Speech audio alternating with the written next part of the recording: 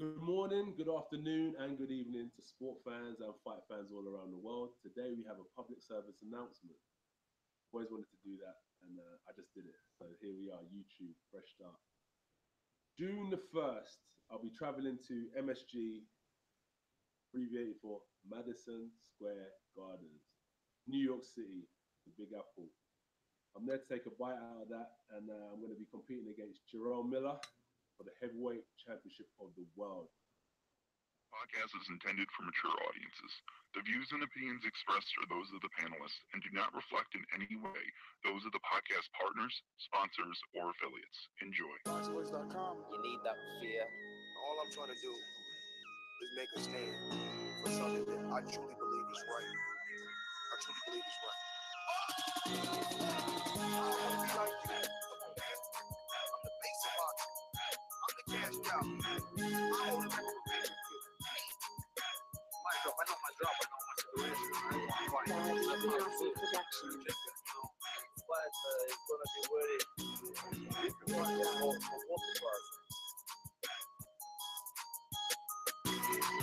ThaBoxingvoice.com. It's me, Mario. What is up? What is up, TBV? Breaking news this morning. This is why we do the morning shows, so that we don't have to have y'all waiting when news like this drops. Big time. Oh, my bad. Hold up. I got a call. Hold up. Hello? Oh, what's up, Ness?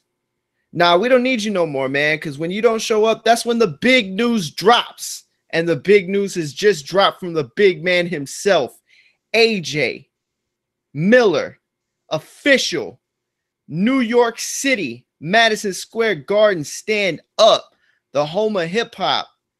And we're going to get this popping. We're going to talk about it. We're going to break everything down from the site, from the venue, the location, possible ticket sales, everything. We got some audio from Joshua. We got everything that we're ready to announce. Maybe even talk about how this affects another heavyweight fight that's coming, looming, possibly ready to announce. Does this affect when that gets announced? We're going to break it all down. Of course, I'm joined with my fellow co-hosts, fellow experts, the men themselves that have been covering this so deeply, so profoundly, and so accurately on this show for months. And we're going to go live right now to Mike. What's going on, Mike? I speak it, believe it, receive it. Speak it, believe it, receive it. Speak it, believe it, receive it. He said, I speak it, believe it. Two attempts, handed fans over. Sicko hit, shot and miss. Two to stand over. Breadwinner, huh? Look who in the building. Let me check my Instagram. I might be at 1 million. ThaBoxingvoice.com. Yo. What's up, everybody out there in the TBV universe, man? We're back here with another one. Guess what? Guess what happened? And I was wrong. I thought it was going to be Dillian White. I thought it was going to be Dillian White, but it's not Dillian White, is it? Nope. AJ is coming over to the US of A, getting some of that good old American sword. You know what I'm saying? He tired of that cold-ass British weather over there. Come on to America, man, where it's hot at. Where you come to motherfucking New York City, where I'm telling you, I've been to New York personally one time in my life. All right. One thing I can say about New York, the women in New York, man, it's gonna be hard to keep that focus, AJ. But hey, that's neither here nor there. But what I am happy about is that one shoe has dropped. One big heavyweight fight has been announced. AJ versus Miller, Madison Square Garden, the home of the Knicks. And pretty much, if I'm not wrong, but Ron is the historian, and we're going to go to him next. But one of the birthplaces of boxing. Ron G, what's going on, big homie? ThaBoxingvoice.com. I've been doing this. I ain't been up and fell off. I've been through the Lennox Lewis era, the Nassim Hamed era, the Sugar Shane Moses era, the Oscar De La Hoya era, Mark Anthony era. I've been through all the eras. Now I still been talking. Keep in mind, you do too much talking. The thing is this: people want their subjective preference to be the objective reality. HBO needs to fire you. You don't know shit about ThaBoxingvoice.com. Yo. What's going on? We got some breaking news as always. Look, check this out, man. We got an official announcement going on. Anthony Joshua, Jarrell Miller, finally the first announcement in this heavyweight division. And we can kind of get this thing going Madison Square Garden, the location they're looking at, a place that had Muhammad Ali and Joe Frazier, the fight of the century. We're getting, Jack Dempsey was there. Canelo just recently fought there, So this is definitely a great location and venue to invite the heavyweight champion over here to defend his title against the first U.S. fighter, undefeated, Jarrell Big Baby Miller. So we're going to break down part of the announcements. He announced this on his YouTube channel on Anthony Joshua. And from that point, we got clips and audio where we dissect of all the stuff that he's clarifying and confirming what is going on, and get your honest opinion about all the stuff from the venues, the dates, the fighter, and think, is this a good fight? Is this a bad fight? What they could have did better, so on, so on. I'm sure there's going to be a press conference, but we're going to start the show now and do a round robin. And also we're going to get the chat involved a little bit on our topics. So what's up, guys? Yeah, definitely. And by the way, we want to apologize. We can't take calls at this time. The big man's out, so he controls the switchboard. That said, yes, Ron, absolutely right. And I apologize too for last show. We probably should have done that with the chat, but we'll be posing questions, get y'all's takes. So chat, don't be afraid to put something in. We're gonna go. We're gonna kick. Why wait? Les. I mean, this is right. The voice of the people. Yes, sir. First off, when you heard AJ announce the news of the Miller fight, chat, you guys go ahead. Yeah, listen, I'm with Mike. I was disappointed that it wasn't White, but that disappointment quickly wore off. I mean, and we were getting ourselves mentally prepared for this for a while, but that quickly wore off because AJ coming to America, right? That it just makes so much sense now more than ever to me.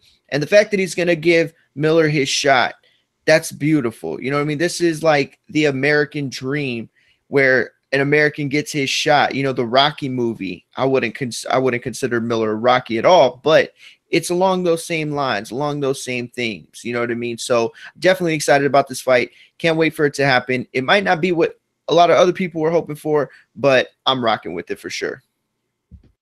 Yeah, I'm definitely going to say that the overall point of this is to come over to the U.S., develop some sort of U.S. relationship, get some people to come out on U.S. soil and support, the heavyweight champion. Either it's from the UK coming over or U.S. fight fans, and it's in the Big Apple and it's New York. So it's just adding more to potential showdowns in the near future. Everyone's seen the possible winner of Deontay Wilder and Tyson Fury could be the big fight of the heavyweight division.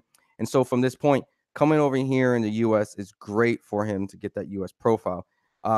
Obviously, there's a lot of politics, negotiations, other fights going on, maybe fights that we probably prefer over this. But from that point, this would probably be something that everyone would say is a good move to fight in the U.S. What do you think, Mike? Oh man, you guys was just so motherfucking chummy and shit. I learned that from my guy Ams, chummy. But I hate to be that guy, but damn it, I'm gonna be that guy. It was anti-climatic, man. Like the build up for this fight, we all knew that it's probably gonna be AJ or White. Then it became clear that it was going to be Miller. So, and just the long drag out, the back and forth with the reporters out there posting that it's close. It just got anticlimactic. Then you get AJ who gets on his social media. I got a public service announcement. If you don't get that corny shit out of here, man, the fuck, you're not a fucking State of the Union. You're not a president. But you know what I'm saying? I would have preferred them, you know what I'm saying, surprise me like they did with the Parker and the White thing. Have Parker come over that morning where it was just like a big surprise that they did a presser. But I understand with a star like AJ, you want to give fans and media a chance to see him and visit with him. And of course, this is in New York, so a little bit different variables of what they can control and everything like that. But yeah, I mean, it was cool, but I wasn't overly like surprised about it. Yeah, well, look, here's the first thing. I mean, we played detective. We broke down who should fight who, and like a different time in boxing, there was a lot of public negotiations, and we were able to kind of figure this out as fight fans based off social media. I think the big thing of this at just any point, it's just it was announced. Like the long wait for any of these fights. Recently we just got the Dillian White and Dominic Brazil purse bid and an interim WBC championship announced, which is great for the heavyweight division, and prevent any type of bias or corruption. Like that was a fight that many fight fans felt was Okay. appropriate. Hold on. Now, No, I'm I not. need Hold on. No. We got super chat. Okay. We got one from Andre Diaknu. Eddie crazy for those ticket prices that he's charging. While you keep talking, Ron, I'm about to go look up the ticket prices for this fight. Yeah. So the thing I was saying is the fact that it was announced amongst the other fights, the Deontay Wilder and Tyson Fury, which feels like is happening, got extended beyond that point. And our whole thing we were talking about is hurry up, get these announcements so we can figure out what fights we want to go to. I think this obviously at this point could be a potential chess move, because when you announce it now, the sooner you can get this up, the sooner people can choose to go to this fight if they can only go to one fight. There's vacation time. If it's UK fight fans coming over, I know there's split fan bases from Tyson Fury and Anthony Joshua. But if you truly want to go to an event and you're still waiting around, your boss is looking at the watch like, look, we got to get these vacation times. You got a month to submit all those important things.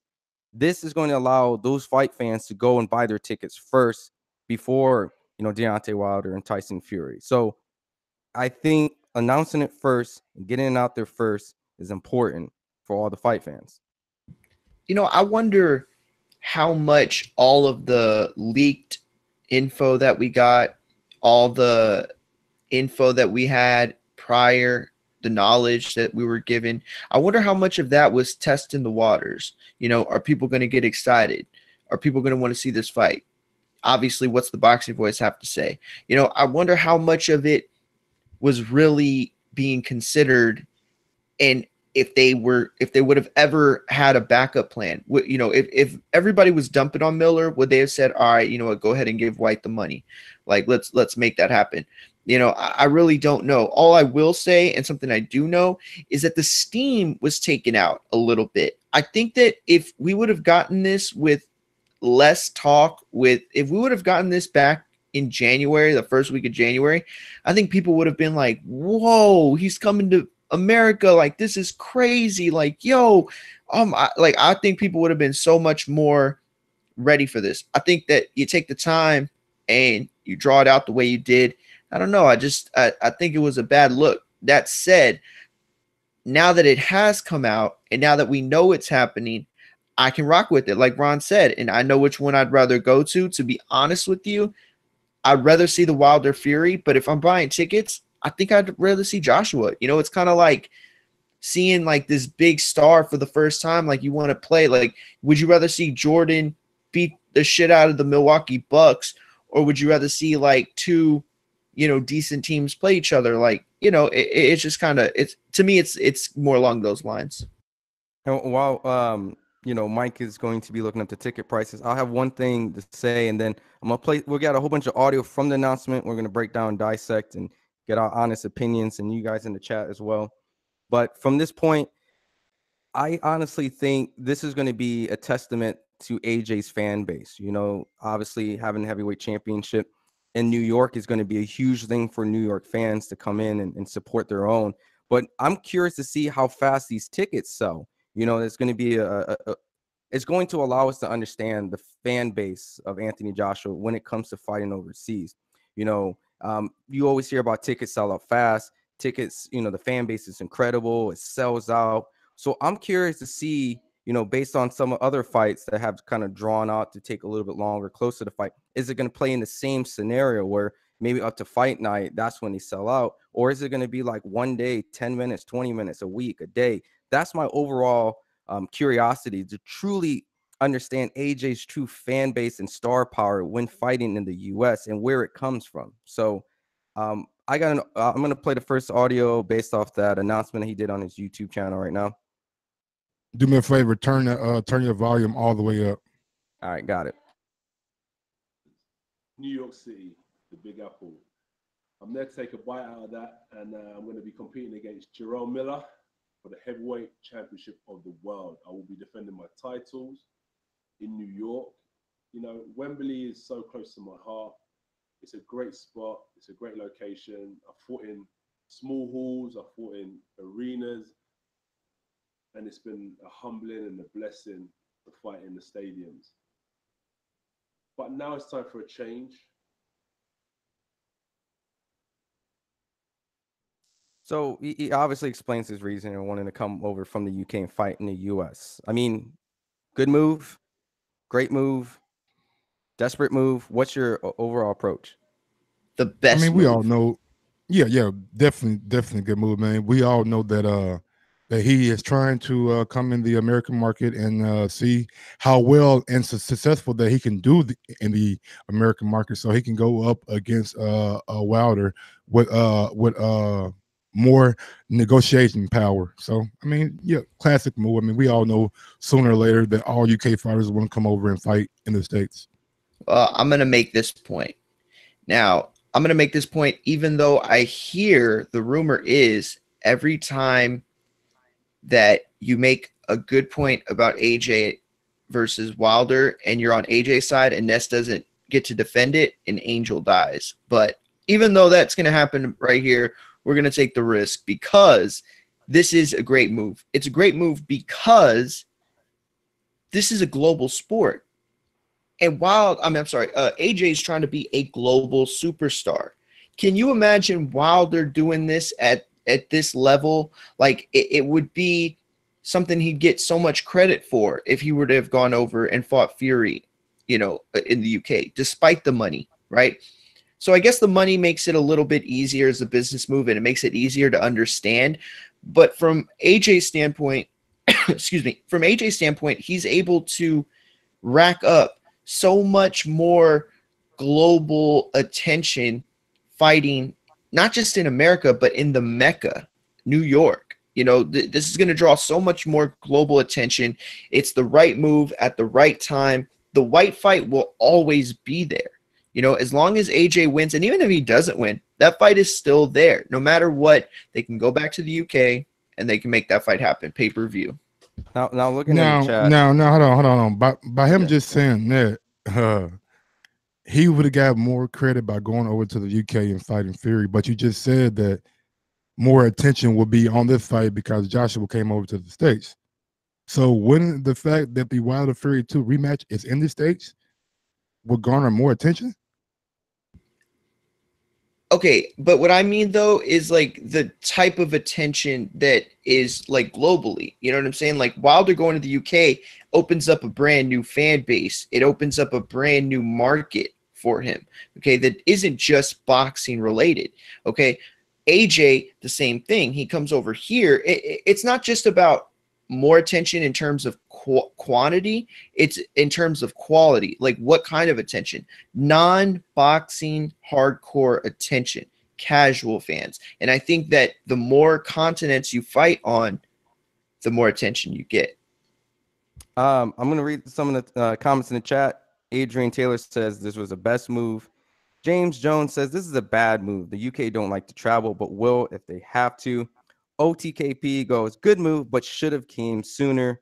So at this point, you definitely can see that there is some yes, no's. I do agree with OTKP. I definitely say that coming over to the US and expanding your market is very great, especially how much opportunity he can have in the US while maintaining his great fan base in the UK. We all kind of wanted the fight to be announced a little bit sooner, quicker, but I think it was a combination of all the politics and figuring out who's the right opponent, Dillian White, or if they can snag maybe Wilder or Fury. But that seemed like that fight was very secure for a rematch for all the obvious reasons. So I got another audio clip kind of explaining more in depth of his choosings and a little bit of Deontay Wilder. So I'm going to play that right now. The current state of the division was the undisputed championship of the world. Myself and Deontay Wilder are the current active heavyweight champions of the world. And we was looking to get that fight on April 13th, but things happen, boxing politics. I'm sure you guys are aware. So we had to branch out and look for other options. And Jarrell Miller came up. It's an exciting fight. He's an undefeated heavyweight. And I know I'm always focused and disciplined and I'm always looking forward. But right now, I have to keep my attention and focus on Jarrell Miller. I can't afford to slip up. There is no banana skins in this road as we are heading towards the road to undisputed. So what's your take? You know, you felt like this was the only option that he was able to get. You think they could have forced a better opponent, or is this the right opponent? What's your overall with Jarrell Miller as to choosing? I think it's I don't know if I would call it the best opponent. I will obviously, but I think it is the right opponent at the right time. This is only his first venture into American soil, right? So you don't want to like, blow your load on the first fucking time. Like you want to, at the end of the day, like build up a substantial recognition. You know what I mean? So for him to come to America and get that national spotlight, American spotlight, then I think it heightens everything around AJ from this point. Who does that benefit other than AJ? It benefits Wilder. Wilder needs his Manny Pacquiao, his Floyd Mayweather, whatever, his opposite. Batman needed Joker. Harry Potter needed Voldemort. Superman needed Lex Luthor. Like everybody needs that opposite. And Wilder needs that opposite. For AJ to come over and gain that notoriety, it's big. So for him to fight Miller at this juncture, I think it's fair. We got a super chat from Jabron Clement. The Sky Sports promo is better than AJ video. When it comes to the opponent, I think, like I said, man, it was either going to be White or it was going to be Miller. I think they really didn't want the White fight, to be honest with you, and I don't know the reasons behind it, but the way Dylan was talking and the little I guess dog and pony show that he put on by coming over to the US and meeting with Showtime and all those to trying to see his value and stuff. So I just think that Miller may be one of those fights where you think it's the least or easiest fight when it comes to the top, and you might get in that ring and something different might happen. And I think Miller, being the 300-pound mammoth of a man that he is, it's going to be a problem for AJ in this fight. And I'm excited to see both guys on the week of the fight, the weigh-in, and the open workouts and all the build up to the fight. I really am excited for this fight, just not that excited for the announcement because we all know that it was coming. Yeah. I'm going to piggyback. I think this was the best fight that obviously we can get because Wilder and Fury seemed to be a done deal, just kind of waiting for the announcement. And seeing the fact that Dillian White seemed to be the most probable fight, we got an actual purse bid set for Dominic Brazil, which can kind of figure out who is the rightful opponent to face Deontay Wilder as a mandatory. And I think at that point, some people felt it was overdue. Some people felt the WBC was corrupt. So I feel like that gives those two guys a true, rightful earning of the mandatory and no questionable dispute. I think that is fair. So what we got out of this was some clarification in the heavyweight division. And I'm not opposed for it to be in the U.S. against Jarrell Miller as the U.S. opponent. So I'm going to try to turn these audio clips up. Everyone's saying it was super low, so bear with me. My apologies. But I have another interesting clip about Anthony Joshua talking about he wants to train and spar other heavyweight fighters in New York. So it looks like there will be some training camp actually going to be here. So it looks like he's going to get acclimated, come out here a lot earlier. And I'm really interested in the choices that he chooses as heavyweight sparring partners. But before I dissect the sparring partners, we got a super chat from Rhythm and Violence. AJ is so trash on the mic. Look, man, when it comes to sparring partners, man, it's gonna be hard. Let me play it first. Let me turn it up. And I'm changing up my training style. I'm going to be doing a long period of training in New York. So sparring partners, or anyone who knows of any good sparring partners, leave your comments below and let us know what you think. You guys are kind of the guys that build us as fighters and sportsmen. and let us know what you think about, the current state of the heavyweight division and where it's heading. I'm going to continue to stay disciplined, stay on track, stay focused.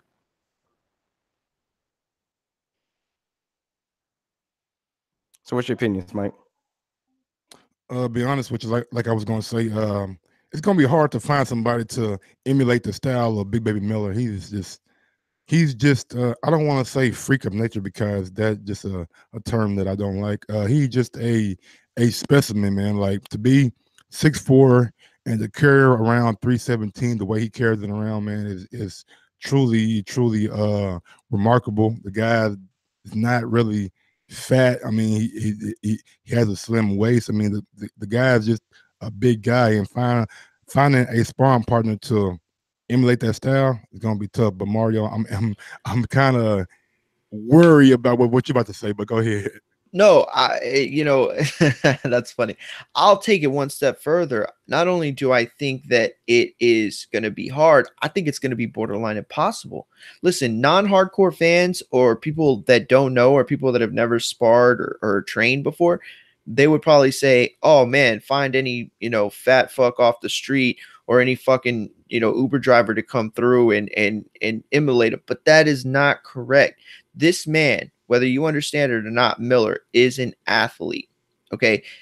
We've had several fighters, trainers, promoters come on this show and talk about Miller and talk about how, regardless of the look, regardless of the weight, he is agile.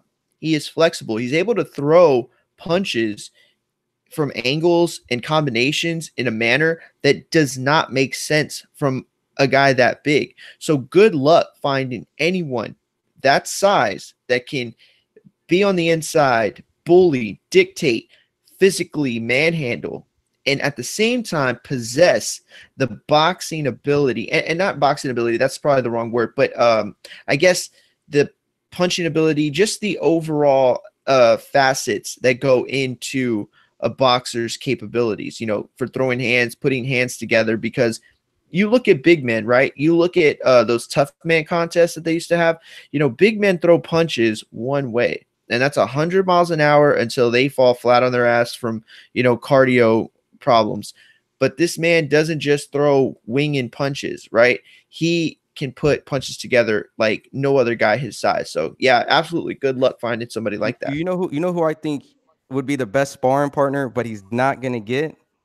It's Adam Kownacki. Of course, yeah. There's no way. There's no way in hell. Very well he's gonna said, get Adam though. Kownacki. Yeah, obviously, no, you're absolutely right, though. And the reason why, and for people who don't know, obviously that's Big Baby Miller's friend. They spar on a regular basis. They sharpen each other. That's his brother. Up. That's his Polish brother. Said it on many occasions. That's my brother. So if they that would weren't be good. friends, if they weren't, like, that would be the most ideal, perfect individual to have in your training camp to get you ready for drill Big Baby Miller, but it's not happening. So it's going to be interesting to figure out who would be like the best sparring team to kind of get him acclimated to a big guy who's constantly in his face and throwing all those different type of punches. And is probably not even known to a degree, trying to find. And if you like what you're hearing on YouTube, go ahead and smash the thumbs up button. It helps with the visibility of the show. And if you're new to the channel, go ahead and hit that subscribe button and tell a friend to tell a friend and hit that notification bell too, so you can get all the updates when we go live. Go ahead, Mario. Elms, I just wanted to read a chat comment. Elms said Dermani Rock, good sparring partner. That would be, I think, really good. I think it would. I see with sparring, people have to understand that, like, it's so much different than an actual fight. Like boxing IQ, things that happen inside a ring, momentum, all that it's just minimized so much in a sparring fight. In a sparring match, it's kind of like both fighters stripped down to the bare essentials. Or if you're helping somebody, one of the fighters is completely implementing a specific game plan and a specific approach that they wouldn't necessarily bring in just a regular fight with that same person. They're trying to mimic the fight or aspects of a fight or specific outcomes or variables that could happen. So sparring is very precise. It's very calculated. Unlike a fight where sometimes you go with the flow, sometimes you try to implement a plan. If it doesn't work, like if you're in sparring and AJ's, let's say, in there with somebody like Dermani Rock, right? And something's not working, you're not going to really switch it up. I mean, probably not. You're going to continue with the game plan to see what works and what doesn't. And it's a lot of times as much for the trainer as it is for the fighter. Now, looking in the chat, you know, I got a lot of people saying Derek Chisora. I saw someone actually say Andy Ruiz in there a couple times. And then also Big Zoe, who spars Wilder. Check him out. He's 6'4" and big. I saw that. I think it was, who was it that said Big Zoe? Somebody. I wanted to give a shout out to them. Big Nick. So what's your takes on Andy Ruiz style, Derek Chisora? Do they implement enough size and activity for someone for to kind of imitate Anthony for Big Baby Miller for Anthony Joshua? I don't like either of them. Here's the thing. With Chisora, okay, with Andy Ruiz, he has a big man's mentality.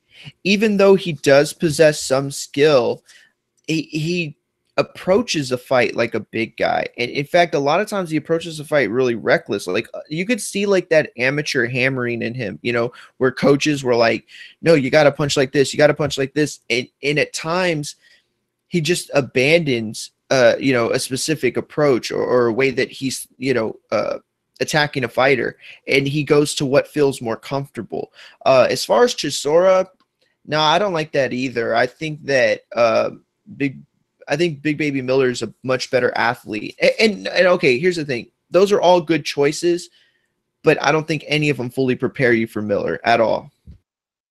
Now, Mike, what's your opinion of having either Derek Chisora, Andy Ruiz? Someone even brought up Trevor Bryan. I think it's OTKP. Any of these guys as sparring partners for Anthony Joshua getting ready for Big Baby Miller? Good, bad, Andy Ruiz probably would be the best, in my opinion, because he does change up his punch variation and does change speeds on his punching and does have fast hands for a heavyweight. Big Baby Miller, when he fights, he tends to break down his opponent. So it's not the big concussive shots. It's a cumulative of punches. He goes to the body, he goes to the head, but it's all off speed. It's changing speed. So I think Andy Ruiz will probably be the best option. Derek Chisora, he fights nothing like Big Baby Miller. He fights nothing. He's a brawler. So I don't know about him, but he does have a couple of sparring partners that he used. Ajit Cabell, who's not really in the Big Baby Miller body frame or even boxing type. So I don't know how effective it will be to get him. So it's going to be kind of fun to see who he picks and who he chooses to be his sparring partners. Mario, you have something to say? Yeah, you know, I think that you're right. I do. If you had to pick between those guys, Andy Ruiz is probably a safer bet.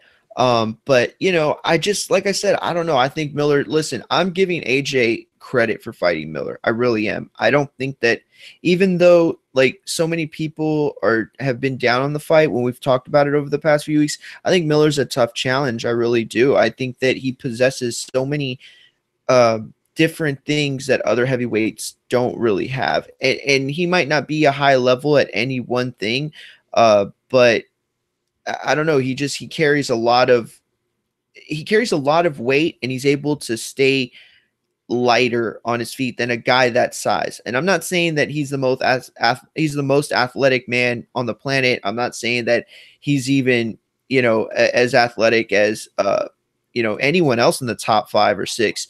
But I just think that for a guy that size, you're surprised how quick he can move in and out. You're surprised how quick he can put punches together. You're surprised how just overall quick and lucid that he is in the ring.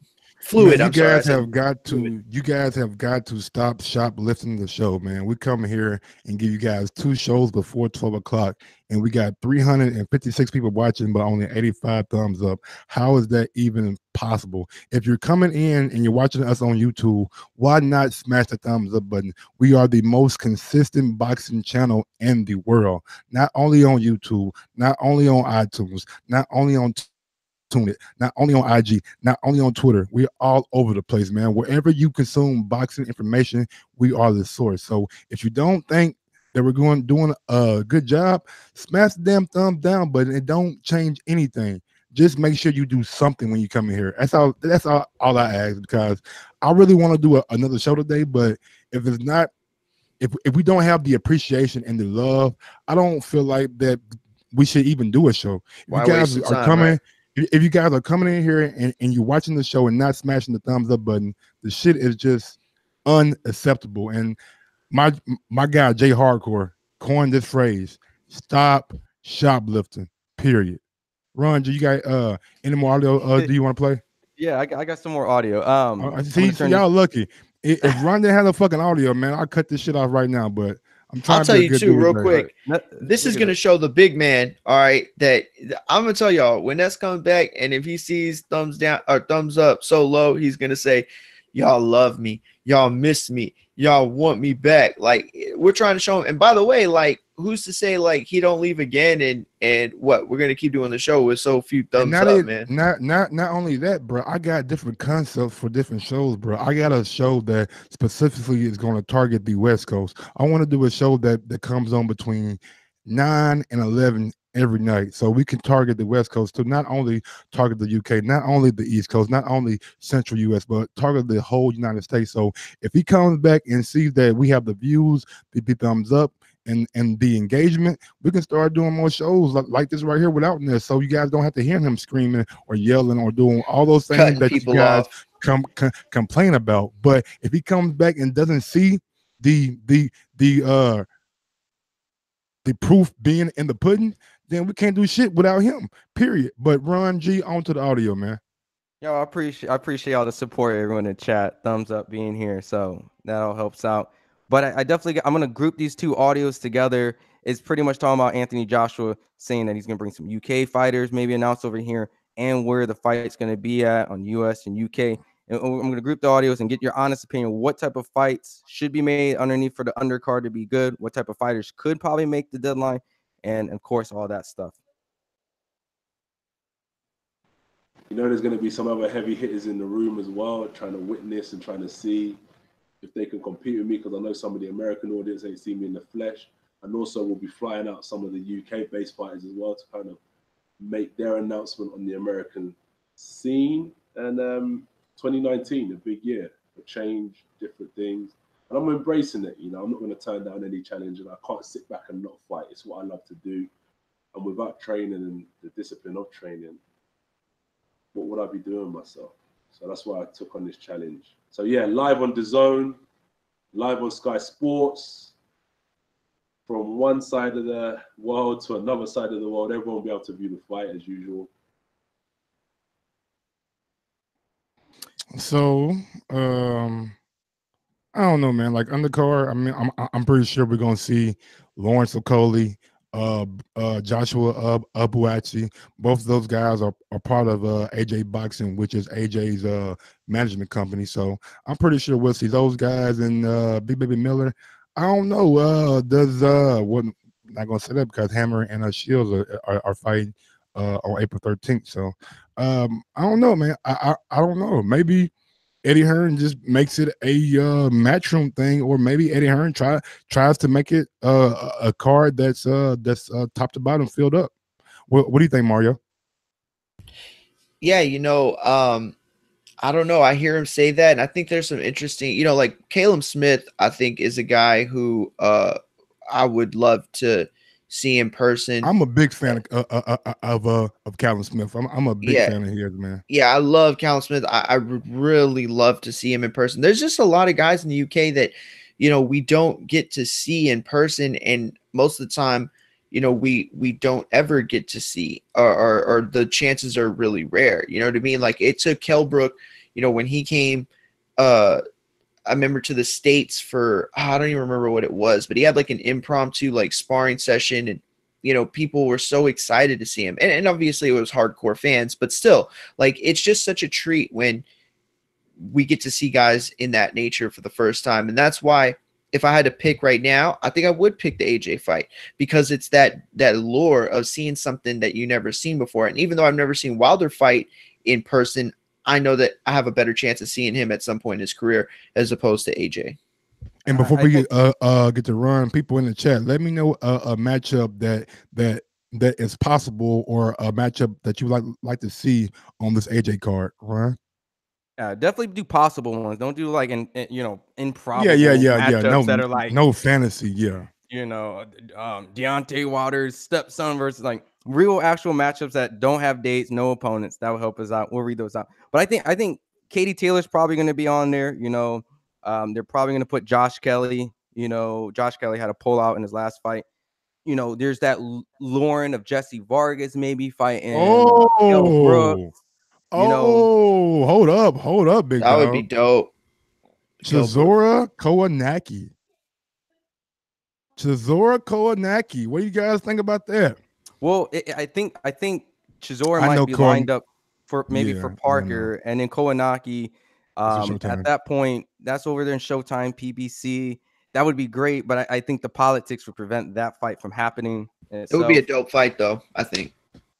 I think from that point, there's that heavyweight fight that's card that was rumored on April 20th. So maybe if someone out there blasts an opponent out in one round, maybe they can sneak onto the undercard.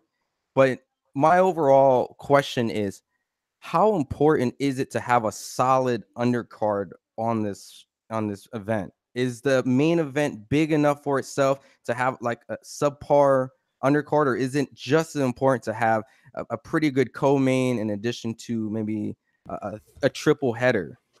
See, I think it's more important, because you gotta think. I'm a business manager, so you gotta think of the business aspect when I think about boxing.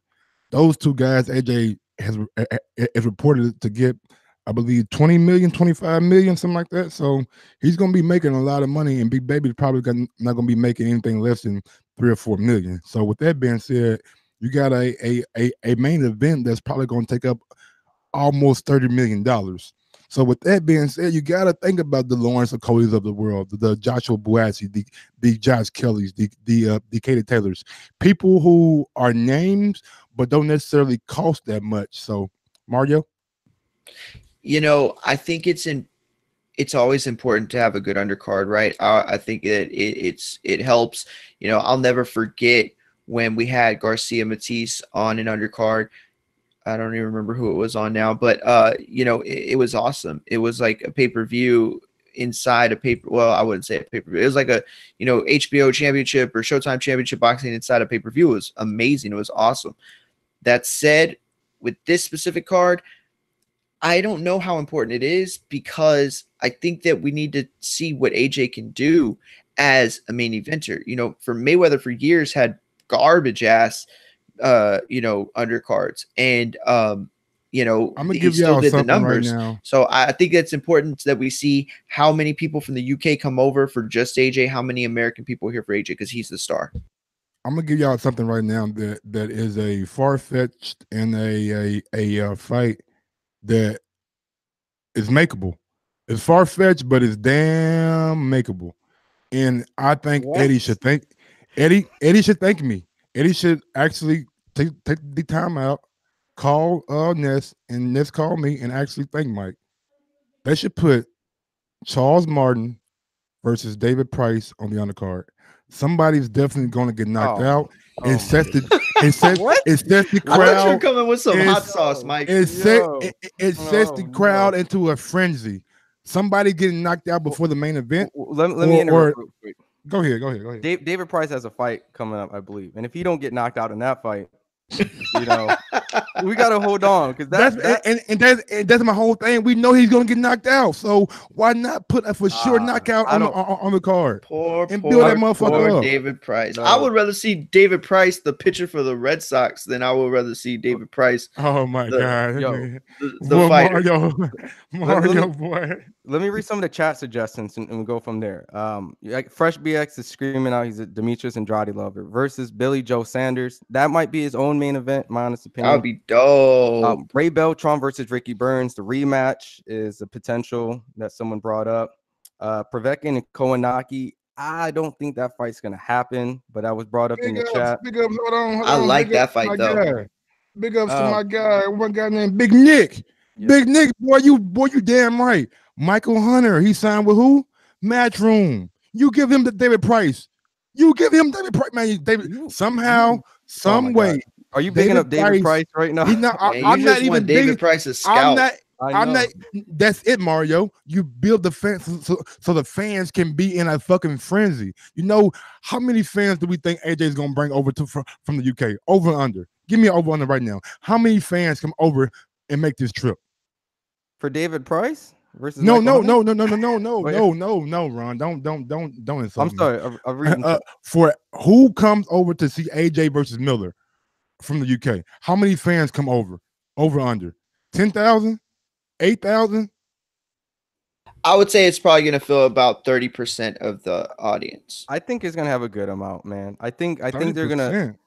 I think you also got to remember out in New York, there's actually a big UK not audience, residents. There's a lot of UK people actually out in New York. Believe it or not, many people I bump into on a regular basis are from the UK. So I need all my UK people in the chat. Let me know how many of y'all brethren is coming over. And once y'all tell me that would make more sense. Because if a lot of UK people are coming over, you give them David Price.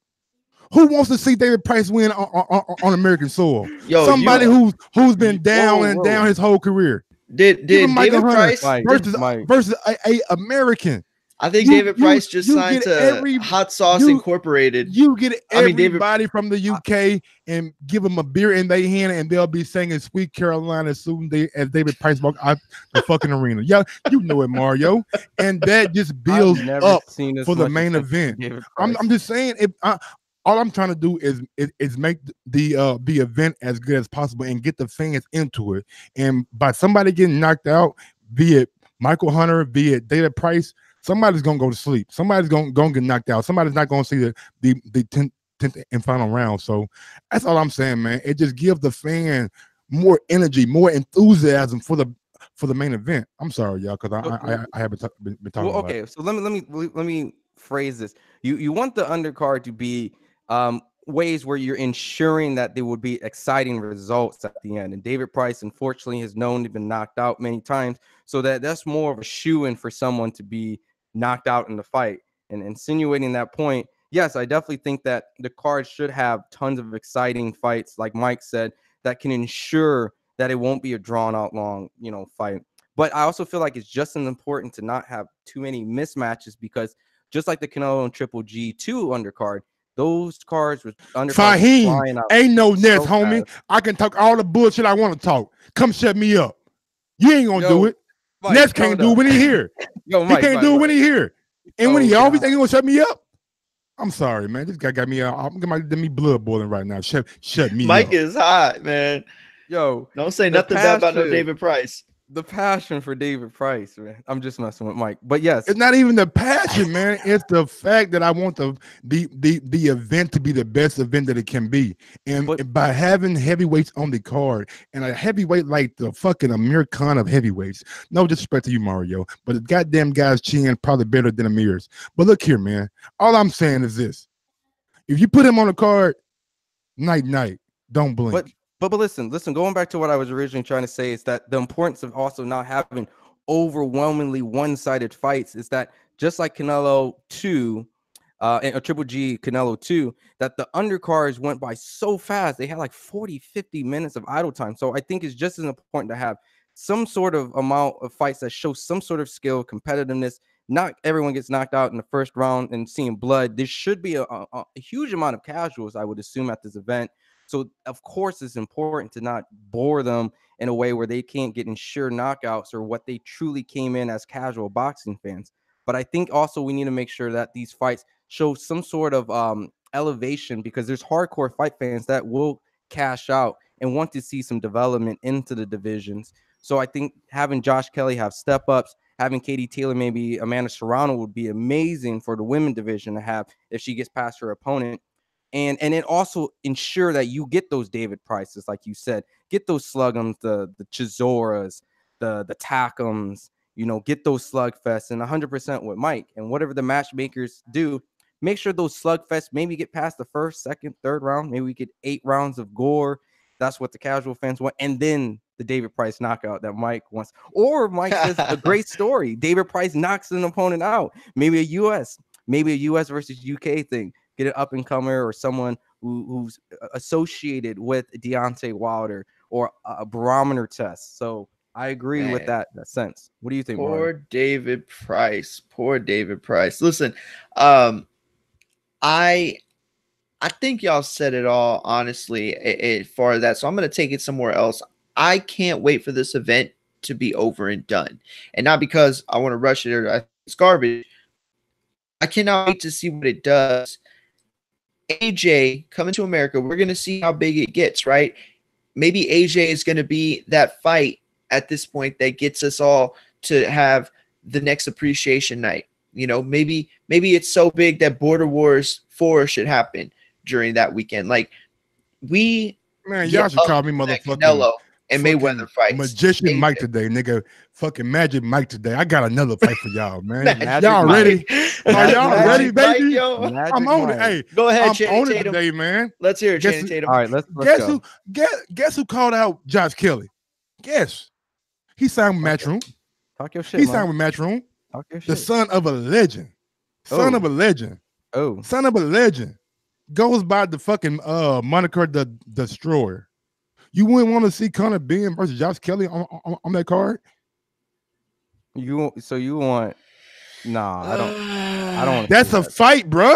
That's a guaranteed action. I wouldn't fight. it wouldn't make me any hyper. I wouldn't want to see It's that. It's not the fact about making you hyper. It's about the fact you're putting good matchups on a big time card like this. Yeah, okay. Where you get a good scrap that potentially can be a damn good scrap.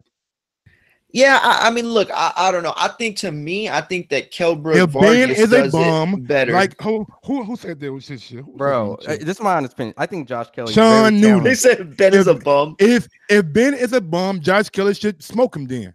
Smoke him, make him look real good in front of the American public. Build his profile over where? America. Come on, man. Thank me later, motherfuckers. Nah, bro. I'm gonna say my honest opinion on that. I think Josh Kelly is slowly cracking into that top upper echelon in that division, and I think he needs a couple more barometer tests just to solidify the eye test and having some good fights on his resume like his previous fights. No offense to Ben, his dad is definitely a tremendous fighter, but I think there's a lot of holes, and with his lack of experience, I think throwing him in there at Kelly is just hurting that kid's career. We ain't throwing it in. He said he wanted it. He said a lot of fighters want fights, but I don't think that's be careful what you ask for, dog. We're gonna put you on the biggest card of Joshua's career right now. We're gonna put you on that American debut. You mean to tell me he gonna say no? Josh Kelly gonna say no?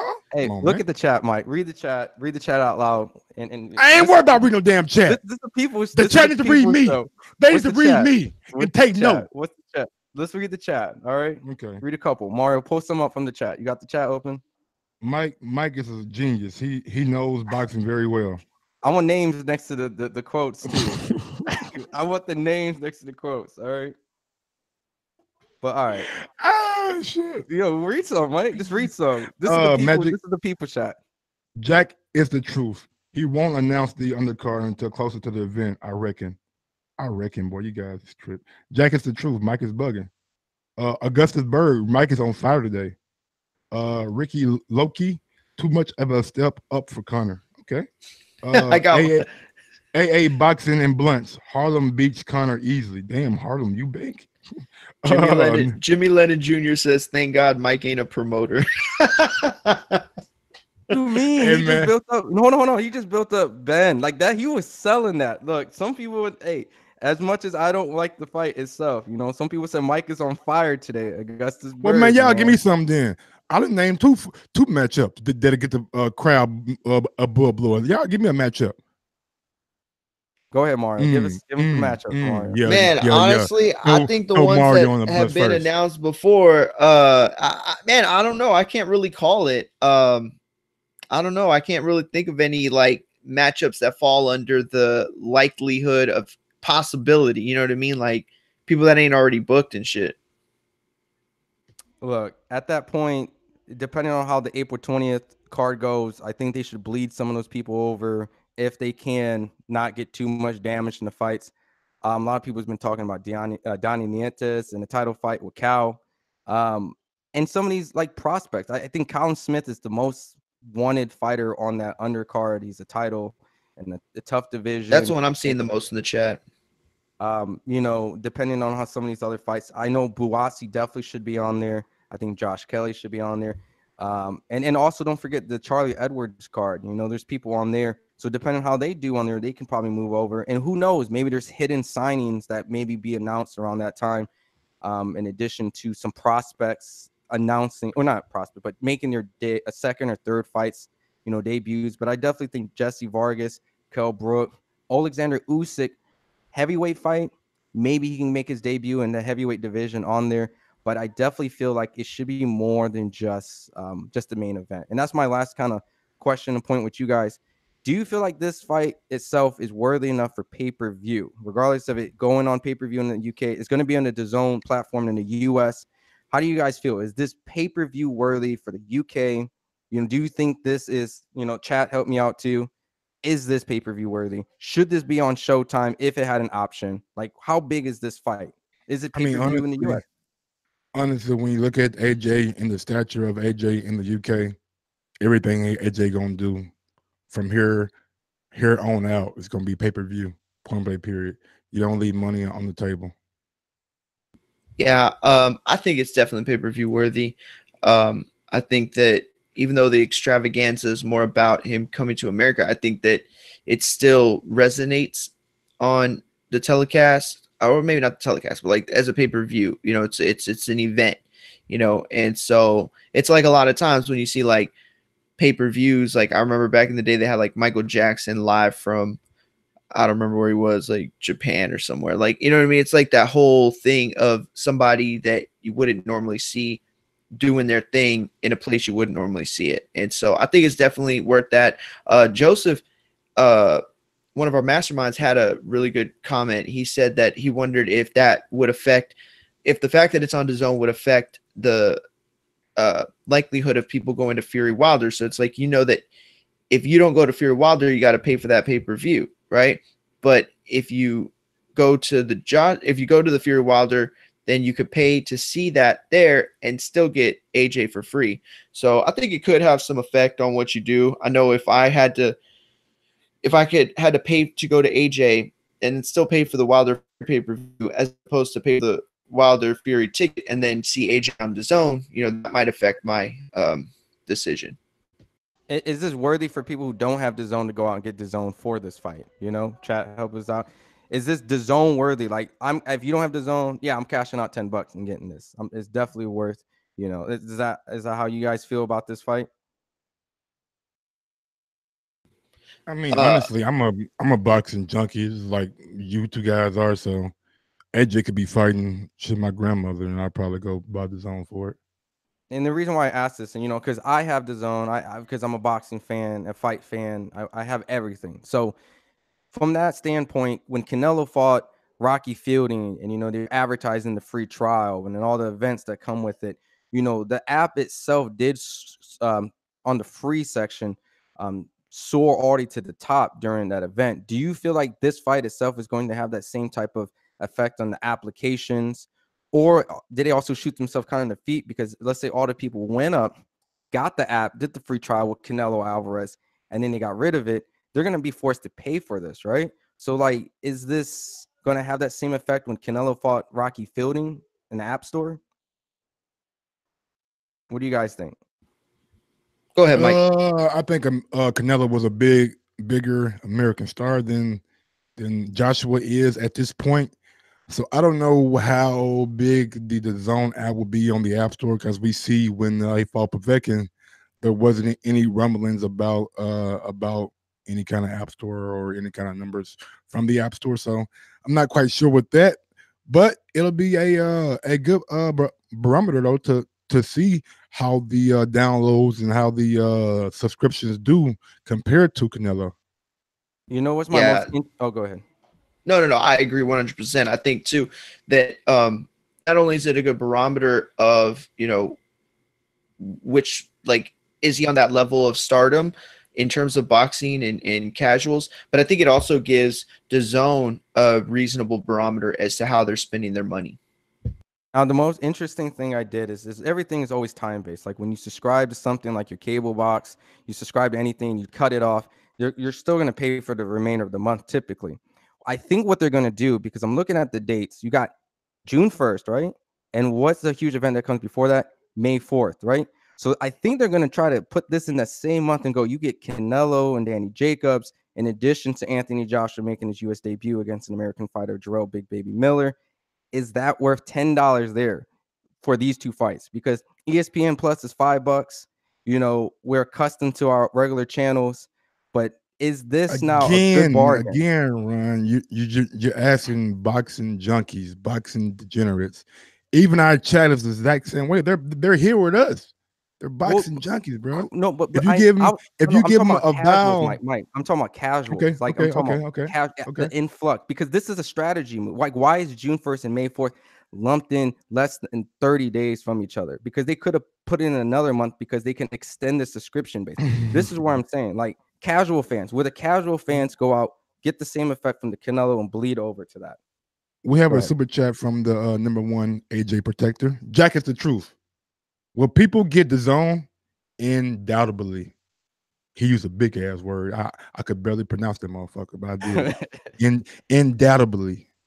Indubitably, maybe. See, I fucked up, Mario. Damn it. Indubitably. What does that even mean? Like, for sure. Oh, this shit, let's see. I don't fucking know. Yeah, I fucked up, huh? Well, I tried. See, Jack, I'm not a fucking English major like Mario. It's guaranteed. But okay, Mario. I'll tell you too.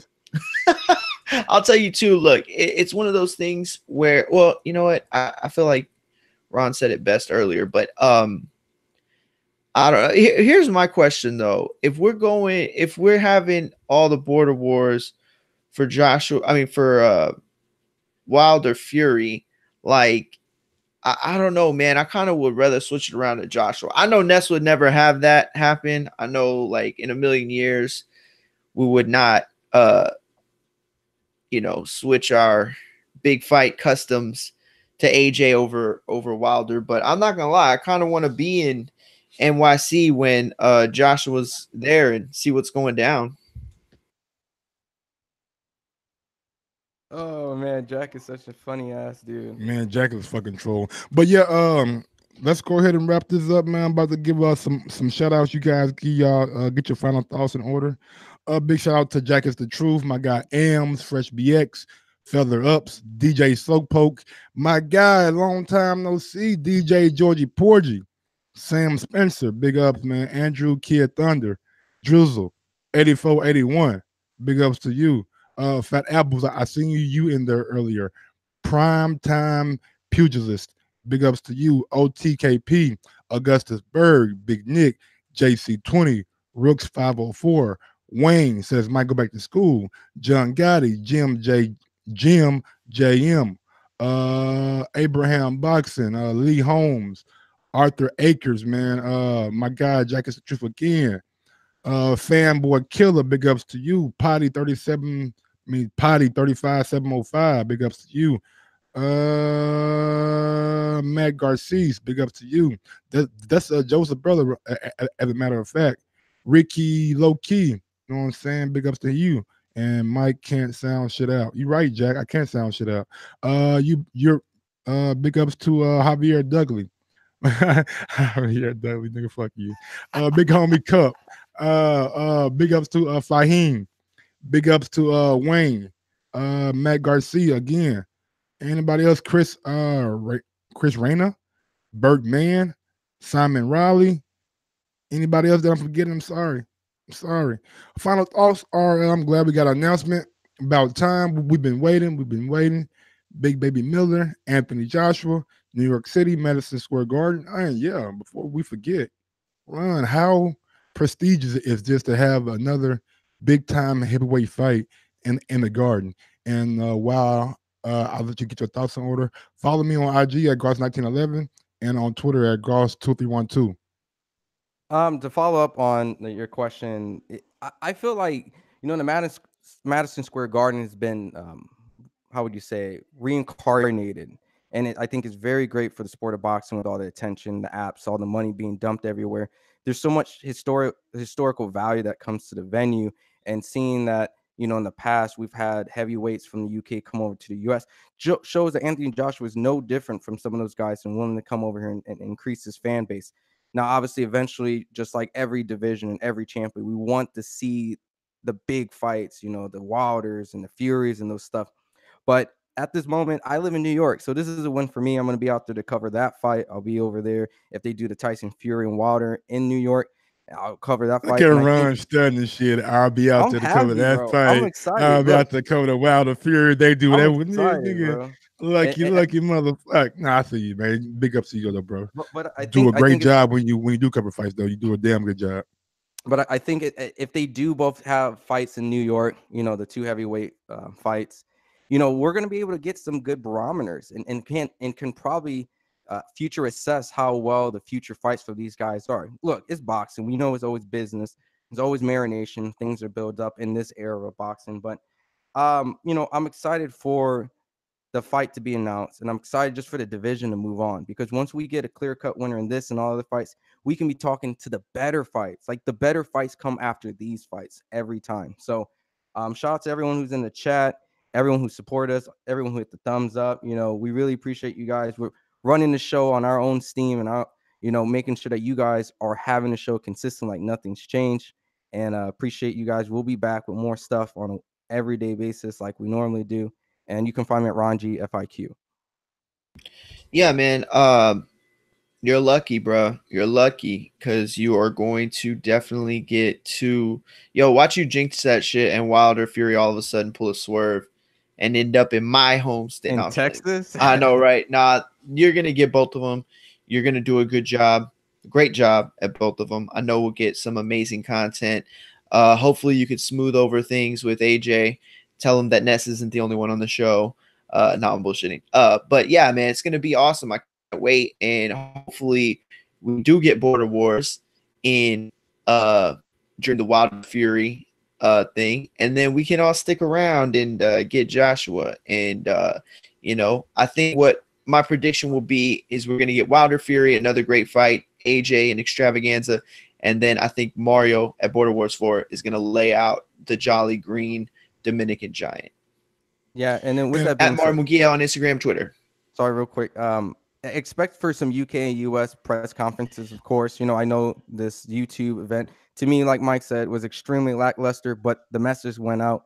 So hopefully those press conferences with Big Baby Miller and AJ are like awesome, tremendous, and truly sell itself, for a big fight. But in addition to that, I forgot my thoughts. So, and don't forget to smash that thumbs up button. The future, the present, the past, it does not matter. Whenever you're watching, smash it. It helps with the visibility of the show, and helps us, man, do more shit. You know what I'm saying? The bigger we get, the more and more and more content we can bring you guys. Also, if you want to go one step further and support the Boxing Voice, head over to theboxingvoice.com/affiliate sponsors and click on that Amazon link. Bookmark that link, save that link, and do all your shopping through that link. It costs you absolutely nothing, but we do get a little kickback every time you use that link. So go shop, go buy some shit, and have us in mind when you're shopping at Amazon. Ron, did your thought come back to you? Yeah, sign up with Patreon. You know, support us any way you can. Thumbs up, comment. You know, subscribe if you haven't. At this point, appreciate you guys being here, man. Ism Peace. legitimate. Peace out.